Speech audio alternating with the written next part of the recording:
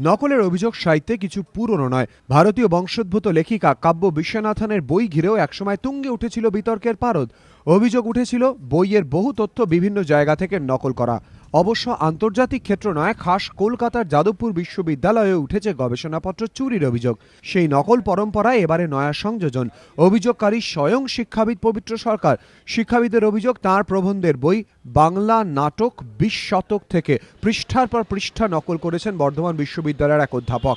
এই মর্মে তিনি বিশ্ববিদ্যালয়ের উপাচার্যের কাছে লিখিত অভিযোগও দায়ের করেছেন। বর্ধমান বিশ্ববিদ্যালয়ের বাংলার একজন অধ্যাপক তার বইয়ে একটি প্রবন্ধে পৃষ্ঠার পর পৃষ্ঠা উদ্ধার করেছেন এবং মানে তার নিজের সেখানে কিছু নেই বললেই চলে।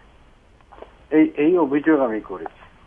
ব্যাপারটা দেখে আমি খুব অবাক হয়েছি যে এরকম হতে পারে যে হুবহু প্যাসেজের পর প্যাসেজ তুলে দেওয়া এবং নিজের মৌলিক লেখা বলে চালানো, এটা যে সম্ভব, কাছে পিঠে সম্ভব, সেটা আমি ভাবিনি। বর্ধমান বিশ্ববিদ্যালয়ের উপাচার্য স্মৃতিকুমার সরকার প্রতিক্রিয়ায় জানিয়েছেন, এখনো এমন কোনো চিঠি আমি পড়িনি। অভিযোগ এলে বিষয়টি খতিয়ে দেখা হবে। সাহিত্যে অনুসরণের পথ স্বীকৃত, কিন্তু হুবহু নকলের অভিযোগ বিরল। তবে শিক্ষামহলের একাংশের মতে এভাবে নকল তো সাহিত্য সৃষ্টির মানের উচ্চতারও পরিচায়ক। তাহলে লেখকের কি খুশি হওয়ার কথা নয়? পবিত্র সরকারের অবশ্য বক্তব্য, সম্মানিত হয়েও তিনি বিস্মিত, আর সে কথাই তিনি উপাচার্যকে লিখিত অভিযোগে জানিয়েছেন। কৃষ্ণেন্দু অধিকারী, এবিপি আনন্দ, কলকাতা।